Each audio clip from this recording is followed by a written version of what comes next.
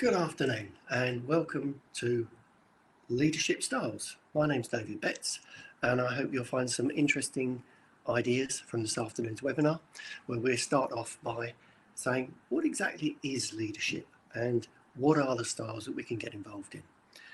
And I thought the most interesting thing to actually kick off with is people have a mixture of leadership and management as the idea as to, well, what's the difference, or are they the same role? And the answer is they're not. And the way I'd simplify this is say, if you have a business, then you have you at the top managing it as the leader, as the owner, as the senior manager, if you like. And the thing is, as a manager, your responsibilities extend beyond the business. So your visibility from here is actually something like this. You're looking at what's going on with legislation, you're looking at being corporately responsible with submitting your accounts on time, you're looking at all the legal responsibility of employing people. The most important thing you actually do is you are the visionary for the future of the business. So what I mean by that is you're the only one as the leader of the business who's going to define where that business is going, and we'll come back to that in a moment. So what's different about the manager role? The way I've described the manager is anywhere in the business, and let's just take a point here, if that's your manager, they will have people reporting to them, so they'd have a mini structure under them. The manager's role is primarily to look after the people underneath him. A manager is a facilitator.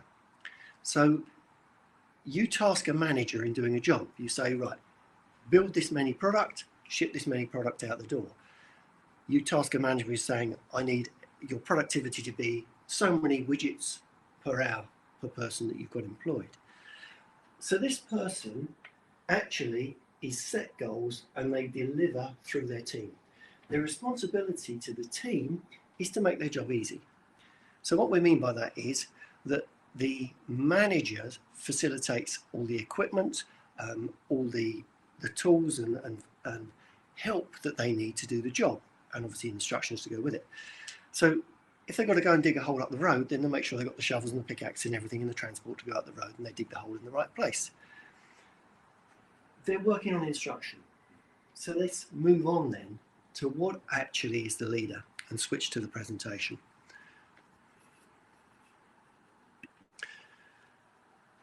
So we have leadership style. And we lose the little thing from the corner there. What exactly is leadership style? So what I want to do is first off is to kick off with some established ways of looking at this. And so how do we define it? James McGregor Burns gives a definition. He says this: a leader creates an inspiring vision of the future, motivates and inspires people to engage with vision, manages the delivery of the vision, coaches and builds a team so that it's more effective in achieving the vision. So a good leader should always be somebody who's being proactive and changing. And one of the first questions we're going to work on with you this afternoon is, if you had this statement, a good leader should always, what you're going to put in after that very often indicates the way you think about leadership. So that's going to be our driving starting point of what actually makes a good leader. One of the things is, of course, is that if you're doing a management role and you're doing routine, then a manager's role can be fairly static. They come in and they do the same sort of job day after day. They might change the task, but the same sort of job. The leader's role, on the other hand, is to actually be more fluid in the way that they actually approach it. And anybody who strives to be a leader should always be changing, improving based on the information they learn, but actually, more significantly, is what their followers or their team need from them, because they've got to engage with their team to get the response and the the output from the team, because they've got to get them to follow them, if that way is probably the best way of putting it. The longer you act as a leader, the more you'll change to actually work forward and change the sentence to reflect the circumstances. And so let's break down the way that you may very well answer the question. Let's look at a test to give you an idea.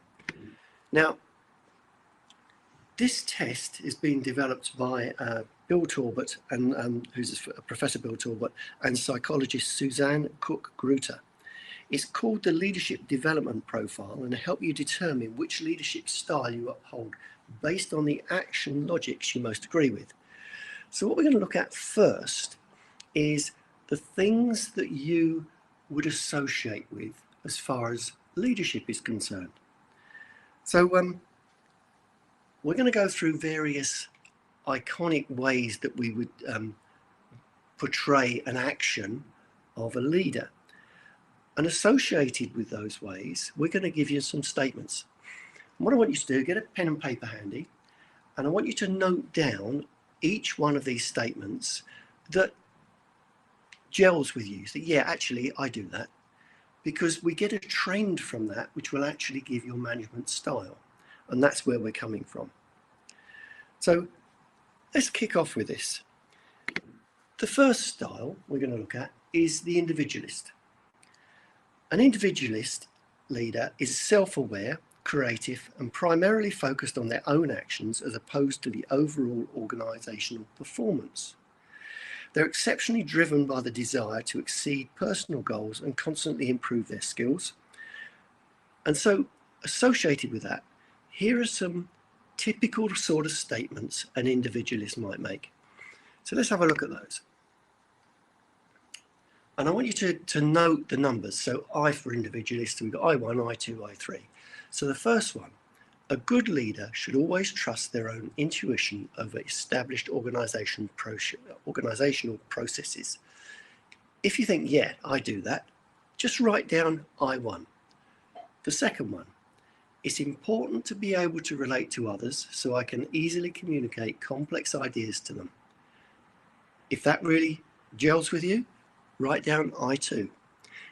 There's lots of these, so you haven't got to actually get any particular ones. You haven't got to pick one of three. So it's just any one which grabs your attention.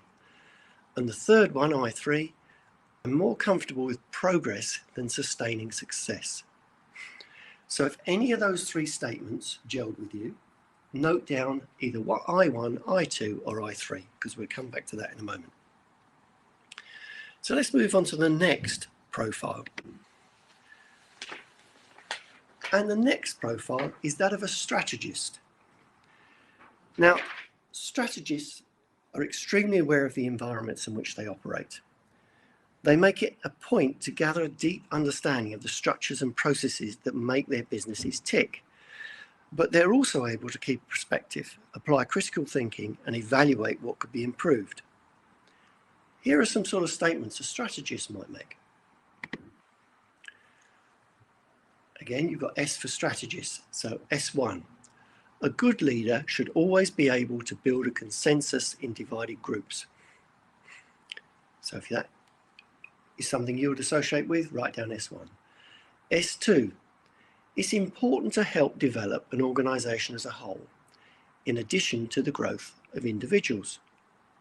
If you feel that's something that you'd concentrate on, write down S2. And S3. Conflict is inevitable, but I know enough about my team's personal and professional relationships to handle that friction. If you feel that's you, write down S3.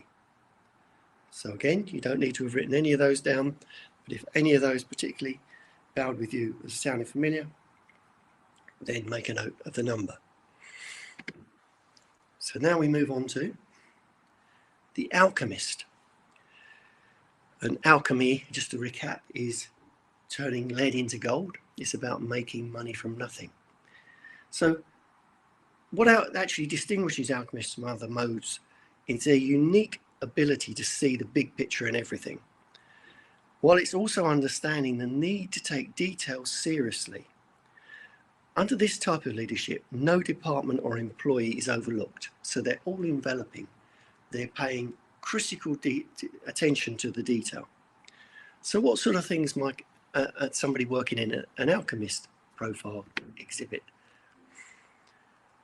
And we got the first statement here. A for alchemist, number 1, a good leader helps their employees reach their highest potential and possesses the necessary empathy and moral awareness to get there. If you feel that's you, write down A1. Second one, it's important to make a profound and positive impact on whatever I'm working on. If that sounds like you, write down A2. Third one, A3, I have a unique ability to balance short-term needs and long-term goals. If that's you, write down A3. There's no right, no wrong here. This is forming a profile, so don't worry about what the implications of selecting any of these is about. Moving on to the next one, the opportunist. Opportunists are guided by a certain innate level of mistrust of others and rely on a facade of control to keep their employees in line. These types of people usually believe in the adage of an eye for an eye. So they're very territorial, get revenge for when things don't work. So what sort of things might an opportunist say that we would associate with? So O for opportunities, number 1. A good leader should always view others as a potential competition to be bested, even if it's at the expense of their professional development. That sounds like you? Put O1 next to it. Second one, I reserve the right to reject the input of those who question or criticize my ideas. If that sounds like you, write O2 in your list. So then we move on to the next one. And the next one is the diplomat. The diplomat is not concerned with assuming control. Instead, they seek to cause the minimal impact by conforming to existing norms and completing their daily tasks with as little friction as possible. So they're getting along with people, as the name suggests. So some statements a diplomat might make. D for diplomat, number 1. A good leader should always resist change since it risks causing instability. So potentially you could say that perhaps a diplomat might work better in a more static, possibly corporate role than in a more dynamic, smaller business role. If that sounds like you, put a D1 next to it. Second statement. It's important to provide the social glue in the team situations safely away from conflict. Keep things running smoothly. If that sounds like you, put a D2 down in your list. And the third one, I tend to thrive in more team-orientated or supporting leadership roles. If that sounds like you, put a D3 next to your list. So moving on from the diplomat, we have the expert. The expert is always at the front line in their field and continuously strives to perfect their knowledge and meet their own high expectations.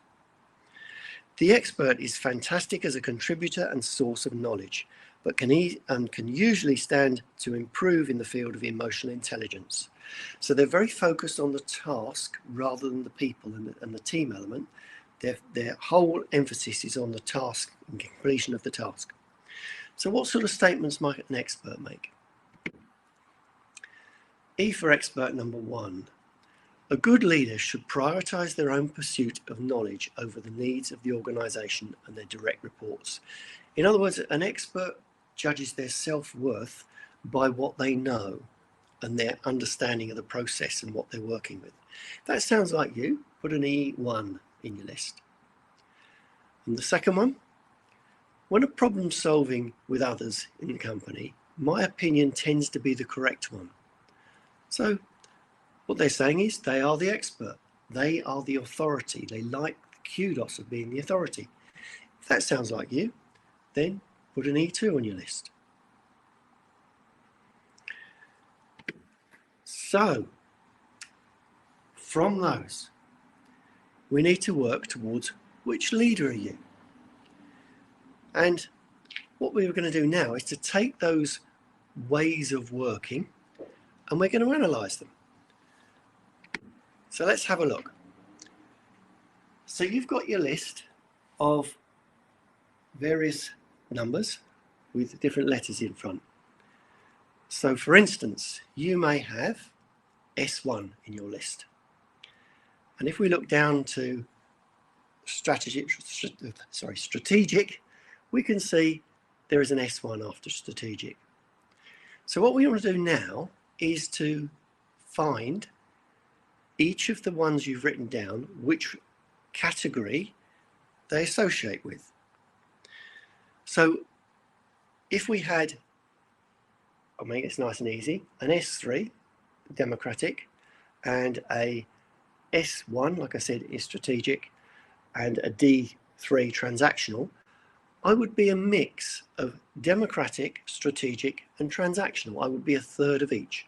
So those three styles of management would be reflecting the way that I work. So just spend a minute and make sure you've associated all of those, and then we'll go through what those styles actually mean.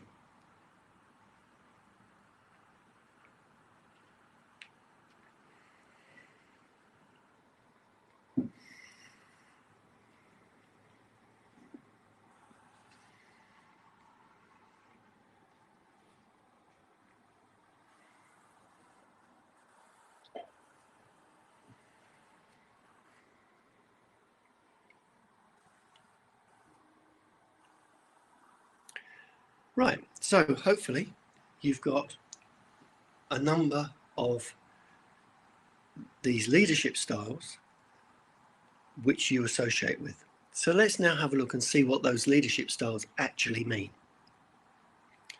And so we're going to kick off first of all, and we're going to look at the democratic style. Now, for those of you that fell into the category of democratic leadership, you'll be happy to hear this style is commonly very effective. These types of leaders make decisions based on the input of each team member, and although the leader makes the final call, each employee has an equal say on the project's direction. Democratic leadership is one of the most effective styles because it allows lower-level employees to exercise authority, which gives them more skin in the game and generally makes them more loyal to the company as a whole. Solving an issue under democratic leadership resembles how decisions can be made in company board meetings. A leader gives the team a few decision-related options. An open discussion is then held about each, and either the leader makes a decision based on that input, or the decision is put for a vote. So that's the first one, democratic leadership, a common way of leading, and the strength is that everybody feels involved. Next one, autocratic. So this is the opposite of democratic leadership. The autocratic leadership is rarely effective in the long term. But of course, in the short term, you can get things moving. In this leadership style, employees are neither considered nor consulted prior to a direction and are expected to adhere to the decision at a time and place stipulated by a leader. So let's give an example of this. An example of autocratic leadership might be when a manager changes the hours of work shifts for multiple employees without consulting anybody. It's a need of the business that they see that they just have to put through, and everybody has to comply. In today's workplace culture, this type of leadership can't be sustained without losing employees because some people will kick back. If you fell under the leadership category, work on being more open to intellect and perspective of the rest of your team. You don't have to do it alone because you're relying on your own knowledge and your own experience to make goals, and you'll never be the expert on everything. So that's the autocratic one. Next style, the laissez-faire. Now, depending on how good your French is, and mine's not, if you recall the French term, laissez-faire literally translates to let them do. and it can refer to leaders who hand over nearly all the authorities to their employees, which sounds uncontrolled, but and it could be uncontrolled, but the sort of experience you have is in a young startup company, you might see a laissez-faire company founder who makes no major office policies around work hours or deadlines and puts full trust into the employees while they focus on the big pieces of running the company. So it's giving responsibility. The risk is, of course, whether you keep control of it. While this leadership style can be empowering for employees, it can also limit their development and overlook critical company growth opportunities because you haven't got all the feedback going on. And actually, as you're not being close managed, you're not being close monitored. So you could do a fantastic job and not get recognized for it, or you could do a very bad job and perhaps not get recognized for it. So there is negative side of it. But absolute flexibility to do things the way that you feel is best. So generally, it's the companies where you're smaller and there's technical experts. A software company I could see working in this way, because you'd have experts designing the software and they're left to get on with it and work in their own way. May very well be an application the way it works. The next category, strategic leadership. Strategic leaders sit at the intersection between a company's main operations and its growth opportunities. This type of leader promotes a culture of inquiry, but also accepts additional burdens in the interest of ensuring consistency and stability for everybody else. Strategic leaders are constantly vigilant, honing their ability to anticipate by scanning the environment for signals of change. They also want to have a tendency to want to study failures, their own and the team's, as a constructive way to find the hidden lessons. So this is a systems person. This is a person who is very structured, very organized, and likes to rely on process. So depending on the type of business you're running, this could be a very strong leadership style, because if you're running production lines and high volumes, strategy has got to be a major part of that and getting it done right. So that's what strategic leadership is. Next one, transformational leadership. Transformational leaders are always working to improve upon the status quo and push their team to grow and reach outside their comfort zone. This type of leadership is greatly desired amongst growth-minded companies because it motivates its employees to see what they're capable of. One potential downfall is that transformational leaders can risk losing sight of everyone's individual learning curve, especially if the correct type of coaching and direction isn't provided. So you're pushing everybody to move forward, but you're not necessarily working with everybody. You're working with key people and you're really hoping that the best people rise to the top. But the ones who are not rising to the top might be because they need more support, which you're not able to give them because you're tied up with other things. So again, it's a great thing to get people moving. It's a great thing if you're looking for growth in a company, because if you're trying to grow a company, you need to transform the way you're working. Absolutely key to the way that you work. Next one, transactional. Perhaps one of the most common types of leaders. These managers reward their employees for precisely the work they're expected to do. So you achieve the result, you get the bonus. These types of leaders lean on things like scheduled bonuses and staying within the status quo, doing what you've been told to do. Transactional leadership helps establish roles and responsibilities for each employee, but can also encourage employees to stick to doing just the bare minimum, because that's what the rules say. So again, it's got structure, it's got process, it's got the repeatability of knowing where you are. It's controlled, but obviously you get rewarded for giving the results that you're actually after. So that's transactional. Which now brings us to bureaucratic. And other phrases that can help describe this type of leader include traditional or old school would be described as bureaucratic. These types of leaders go by the books. They might listen and consider the input of employees, but they tend to reject ideas if they conflict with company policy of past practices. So they're routine process people. Employees under this leadership style might not feel as controlled as they would like under autocratic leadership, but there's still a lack of freedom in how much people are able to do within their roles. This type of leadership can lead to discouragement and a lack of innovation. Sometimes ambitious, growth-orientated companies definitely want to avoid. So if you're looking for lots of change and flexibility, this isn't the style which is going to get you there. Maybe in a larger corporate, something very traditional, something very routine, it could be great. If you think you've got lots of legislation to comply with, you're producing a product which is not tending to evolve, it tends to be fairly static, commodity type product, this could be brilliant. But when you want to be able to push things forward, this isn't necessarily the right sort of thing which is going to help you grow a business at a fast rate. So that's the styles.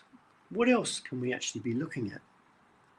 And one outstanding area, if I were to pick one thing which is a challenge in senior management and leadership, it's communication. What can we do to communicate better with people? Because in this day and age, the more you communicate with your team and the more they feel involved, the more loyal they will be to you. And the whole point of the leader is to engage with the team. If you're really engaged and you buy into what the leader is promoting, you won't go somewhere else. You want the company to succeed. So what is it we can look at? Regardless of what type of leadership style you fall into, we know that there are aspects that you should always be trying to improve, and perhaps the most important one is communication. As a leader, you need to be able to clearly and succinctly explain goals, tasks, and everything in between to your employees. This means mastering all forms of communication, including one-on-one, departmental, staff-wide, as well as proper etiquette for communications via phone, email, and social media. A large part of communicating well involves creating an open and steady flow of communication from your team and creating an environment of trustworthiness and positive feedback when people do choose to come to you with ideas. If you don't tell them why you're not going to take their idea up, then next time they probably won't bother coming to you. So you have to give them the feedback and say, thank you for your idea, we're not going to do it because of X. Then they know. Then next time, oh, well, maybe next time it will be taken up. Few things that everybody can benefit from working on in terms of communication include reading the body language of those you're talking with, reducing the ambiguity in both written and spoken language, and learning more about active listening. Active listening is something that in this day and age, it's very easy to forget about. So you can be in a situation where you're actually thinking about what you're going to say next rather than listening to what the other person's saying. And it can be very frustrating as far as team members are concerned, especially.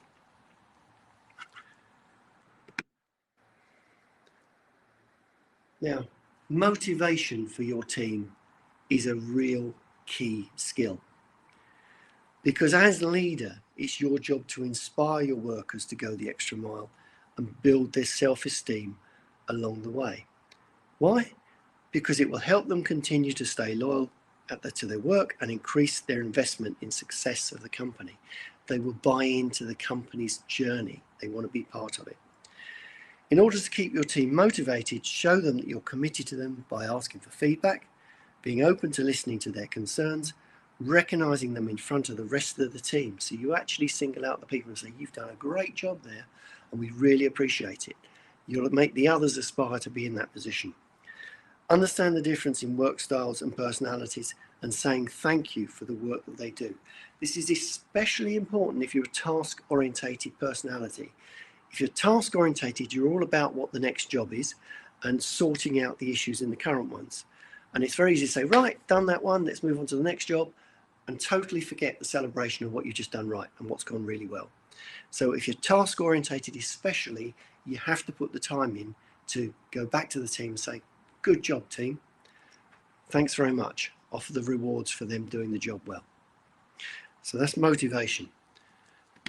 And if you're a business owner and you built your business from scratch. One of the biggest headaches is actually delegation. And the trouble is we don't realize we're doing it. We think that we're doing, things that we can give to other people, we give to other people. But the reality is that we have this natural tendency to want to hang on to things. And it's subconscious. That's the real problem.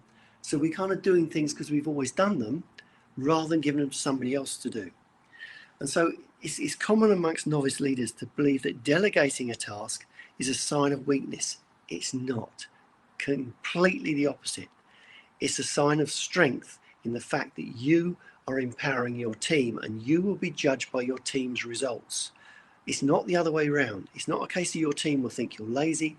Your team will want you to make the business stronger, and you can't do that if you're doing mundane day-to-day work. By identifying the skills of your employees and assigning duties to them based on those skills, you're being smart, strategic, and resourceful. If they've got skills in certain areas that you haven't, they would do a better job than you. Let them do it. So use those communication skills to define expectations and explore what employee might be willing to take on. If you delegate a task to an employee, you're giving them the opportunity to perform and stand out and be recognized for things that they've done. If you go back to Maslow's hierarchy of needs, the most self-fulfilling thing you can have is self-actualization, the top of the pyramid. If you let somebody have a task to work through, complete, they take responsibility for that task, that is self-actualization. That is the real warm glow saying, I did that. And somebody saying to you, you did a great job. That is the real cement which will stop people from leaving you. That's the real recognition of a team member who feels they are actually valued. So be creative in the way that you assign responsibility and ask for feedback about the best way to take on a task. Just because you've been doing something one way doesn't mean that there isn't a second, third, or fourth way that someone else could do the task just as well. Be flexible.